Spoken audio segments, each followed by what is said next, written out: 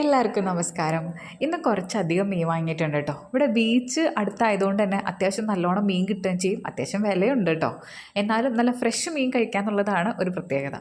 അപ്പോൾ ഇന്ന് കുറച്ചധികം മീൻ വാങ്ങിയിട്ടുണ്ട്. എനിക്ക് പേരറിയാത്ത കുറച്ച് മീനൊക്കെ ഉണ്ട് കേട്ടോ. അതിനകത്തൊരു 5 സ്ക്വിഡ് ഉണ്ടായിരുന്നു, ഒരു വലിയൊരു ടൈഗർ പ്രോൺസ് ഉണ്ടായിരുന്നു, കുറച്ചധികം അയില ഉണ്ടായിരുന്നു, പിന്നെ എനിക്ക് പേരറിയാത്തൊരു മീനുണ്ട്, പിന്നെ മിക്സ്ഡ് ആയിട്ടുള്ള കുറച്ച് മീനുകളുണ്ടായിരുന്നു, കുറച്ച് പ്രോൺസും ഉണ്ടായിരുന്നു കേട്ടോ. അതുപോലെ 2 ഞണ്ടും ഉണ്ടായിരുന്നു. അപ്പോൾ ഇതെല്ലാം ഞാൻ സെപ്പറേറ്റ് ചെയ്തിട്ട് ഓരോ ബോക്സിലാക്കി മാറ്റി ഫ്രിഡ്ജിലത്തോട്ട് വെച്ചിരിക്കുകയാണ്. ഇപ്പോൾ ക്ലീൻ ചെയ്യാൻ നേരമല്ല, എനിക്ക് വേറൊരു അത്യാവശ്യ കാര്യത്തിന് പോകാനുണ്ടായിരുന്നു.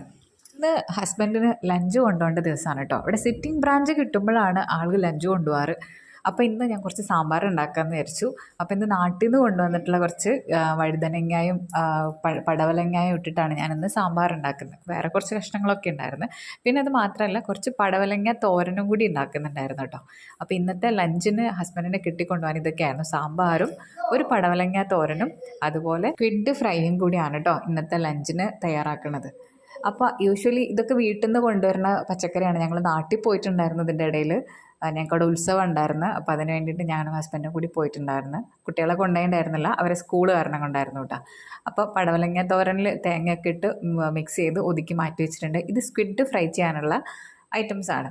അപ്പോൾ സ്ക്വിഡ് ഞാൻ ക്ലീൻ ചെയ്ത് മാറ്റി വെച്ചു. ആകെ 4-5 എണ്ണം മാത്രമേ ഉണ്ടായിരുന്നുള്ളൂ, ഒരുപാടൊന്നുമില്ല. അതിൽ ഒരെണ്ണം മാത്രമാണ് കുറച്ച് അല്പം വലിപ്പം ഉണ്ടായിരുന്നത്. എന്നാലും നമുക്ക് ഒരു നേരത്തേക്ക് കഴിക്കാനുള്ളതൊക്കെ തട്ടിക്കൂട്ടി കഴിക്കാനുള്ളതൊക്കെ ഉണ്ട്. അപ്പോൾ അത് ഞാനത് ഫ്രൈ ചെയ്തെടുക്കുന്നുണ്ട് കേട്ടോ. ഇനി ഹസ്ബൻഡിന് ലഞ്ച് ബാക്കിയാണ്. ഞങ്ങൾ പൊന്നിയരി ചോറാണ് കേട്ടോ ഇന്ന് വെക്കുന്നത്.